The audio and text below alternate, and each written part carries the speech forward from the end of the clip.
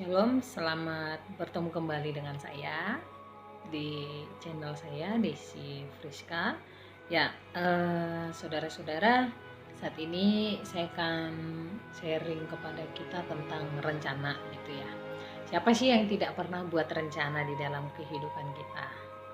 Pasti kita semua pernah membuat satu perencanaan. Mungkin contohnya aja kalau orang kantoran, besok saya mau pakai baju apa ya? Oh, di kantor itu pakai dinas apa? Berarti semuanya dipersiapkan dengan baik gitu. Nah, terus nanti kalau anak-anak sekolahan, nanti saya mau sekolah di mana ya? Oh iya, saya mau seperti ini, seperti ini. Cita-cita saya apa ya? Oh, kalau cita-cita saya ini, berarti saya harus mempersiapkan A, B, C, dan D, dan sebagainya. Nah, di dalam hidup kita juga semuanya seperti ini. Ketika kita membuat rencana itu seringkali salah, ya enggak sih? Atau cuman saya aja gitu?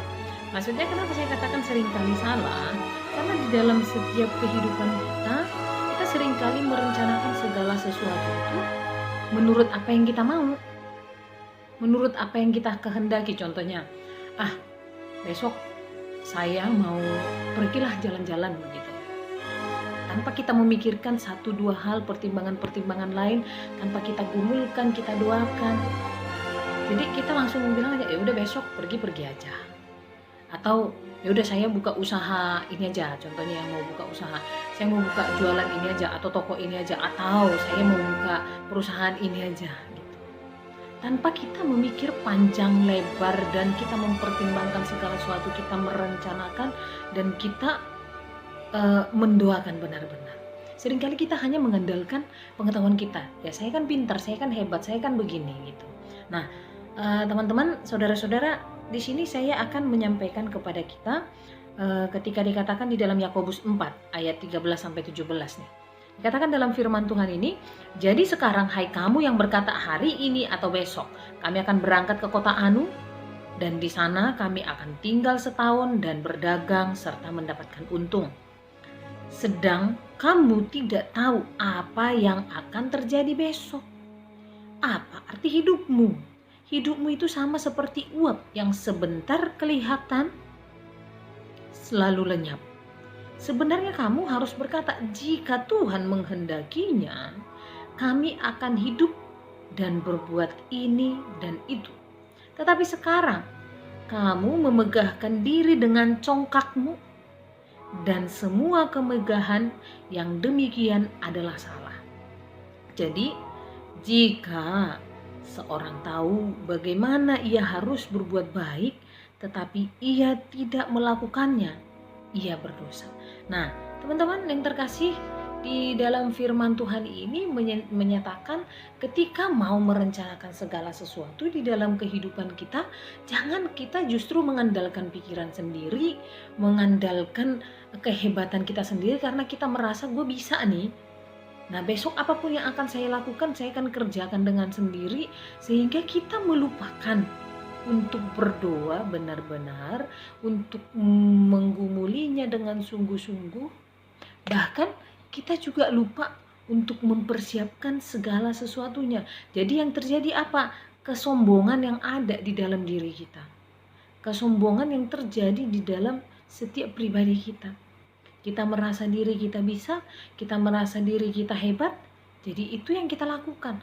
Tetapi di sini, di dalam firman Tuhan ini dengan jelas dikatakan, hai kamu yang berkata hari ini atau besok, kami akan berangkat ke kota Anu, kami akan tinggal setahun di sana, berdagang di sana, serta mendapatkan untung.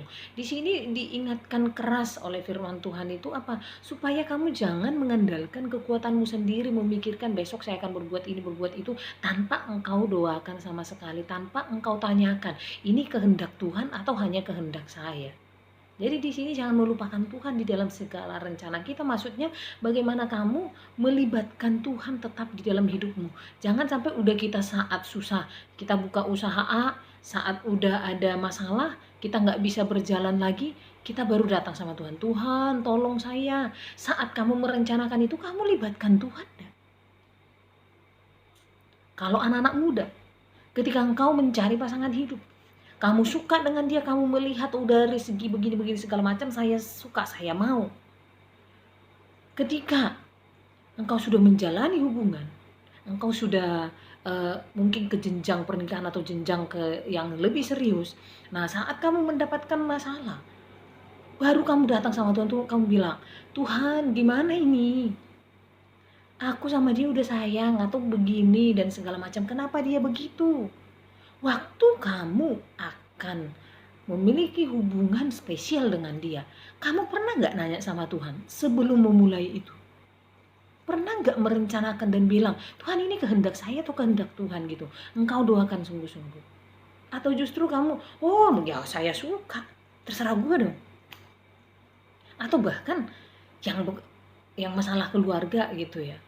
Masalah keluarga, ketika kalian suami istri merencanakan untuk anak begini, atau merencanakan dalam keluarga seperti ini, ya udah kita kerjakan aja tanpa mendoakan sungguh-sungguh, tanpa berserah. Kita kan bisa, lu kan pintar, lu kan bisa begini, kamu kan bisa handle secara keuangan, kamu kan bisa handle secara pemasaran, kamu kan bisa handle secara ini.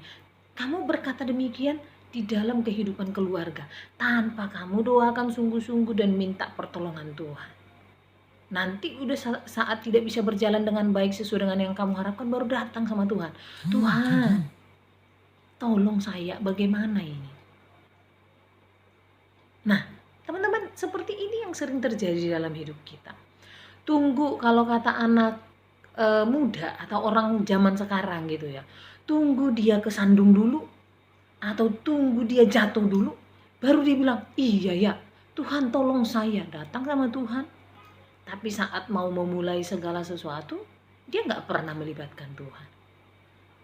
Dia mengandalkan pikirannya sendiri, dia mengandalkan kekuatannya sendiri. Padahal dikatakan oleh firman Tuhan apa? Hidup ini seperti uap. Sebentar ada, sebentar lagi hilang. Kamu mulai sekarang bisa segala sesuatunya. Mau menjalani hubungan, mau buka usaha, mau bekerja, mencari ilmu gitu ya. Sesuai dengan yang kamu mau. Tanpa melibatkan Tuhan. Hidup ini seperti uap. Maksudnya apa?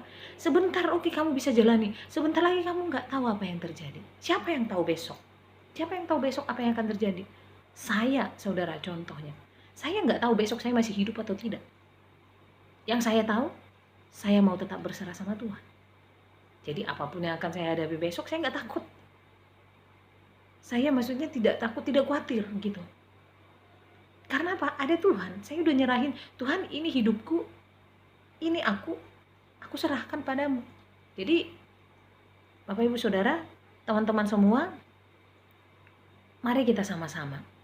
Ketika apapun yang engkau rencanakan di dalam hidupmu, jangan pernah lupakan Tuhan. Mari kita mengawali semua tetap dengan bersandar pada Tuhan. Serahkan sama Tuhan. Dia sanggup memberikan pertolongan.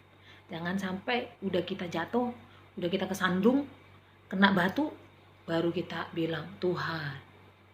Tadi saat kita memulai semua, kita tinggalkan Tuhan. Kita taruh di pojokan. Udah kita butuh baru kita panggil. Kita sebagai orang percaya, sebagai anak Tuhan, yang percaya kepada Yesus Kristus, dikatakan jangan seperti itu. Tetapi kita tetap libatkan Tuhan. Dari awal, sekarang, bahkan sampai nanti, libatkan Tuhan di dalam setiap kehidupanmu. Dengan demikian, hidup kita tetap di dalam pimpinan Tuhan. Dan kita gak akan khawatir. Apapun yang terjadi, Tuhan akan kuatkan kita. Jangan sampai kita saat ada kita butuh, baru kita datang sama Tuhan.